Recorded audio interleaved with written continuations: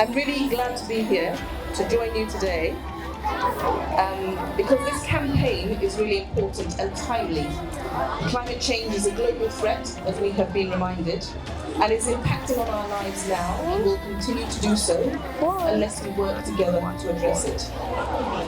Technically, climate change is about the emission of CO2 gases, and the average Tanzania creates very little, in fact, of these gases compared to people who live in the UK or the US. Despite this, Tanzania is being affected by climate change. We have seen examples of this, particularly in the rainy season changing, crop yields going down, soil erosion of palm floods.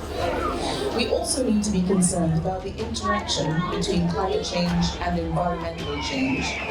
Climate is just one aspect of this broader set of interconnected environmental processes on which we rely, and which our education must help us understand.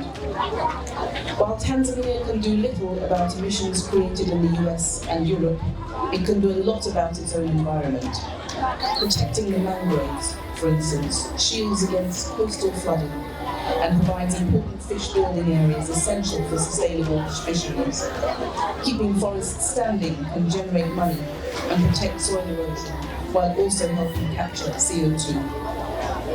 If we don't do this, then climate and environmental change will hit both the education system and those attending it.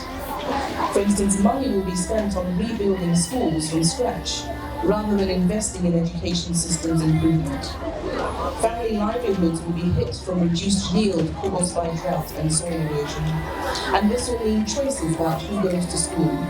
And we know that when choices, hard choices, are being forced on families, it is often girls who suffer. The critical thing is that the climate and environment impacts are happening now, so there is an urgent need to respond.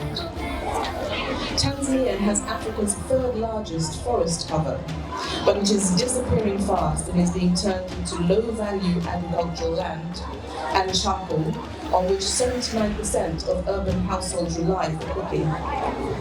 Without significant change in forestry governance and job creation, Tanzania's population growth, which we have seen in the recent census, will see the rate of deforestation accelerate, impacting on a wide range of areas: soil erosion, reduced fish catch, and agricultural productivity, leading to deteriorating livelihoods. It's more than just climate. It's the interrelationship between climate, environment, and people. Fundamentally, it's environmental issues that are most immediately fortunately, it's environmental issues that are most immediately in the control of those living in countries like Tanzania. The United Nations has a set of goals, one of which, SDG 4.7, talks about education for sustainability. And it's a good start because it's goal-focused, it's action-oriented. And the people of the United Nations are obliged to deliver it. Education also features as Article 6 in the UN Framework Convention on Climate Change. And this is an international treaty guiding action on climate. But we hardly have scratched the surface, and we need to do more, which is why this campaign launched today is so important.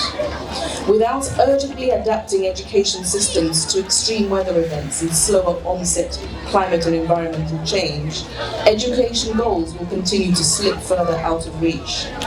And without harnessing the power of education, the likelihood of communities on the front lines of the climate crisis being able to adapt to increasingly hostile environments becomes increasingly slim.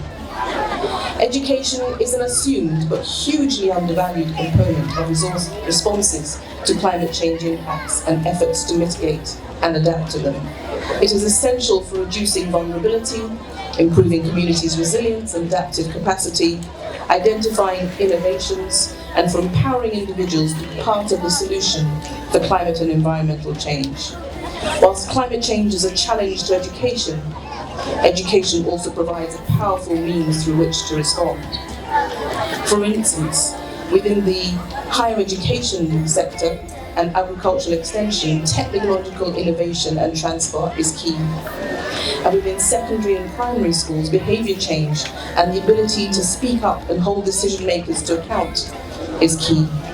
And finally, reproductive choice and maternal health which is taught in secondary schools, is absolutely fundamental, because we know that when girls in secondary school receive health education, that there is a direct link to them having healthier children who are more likely to attend school, thereby breaking the intergenerational cycle of poverty.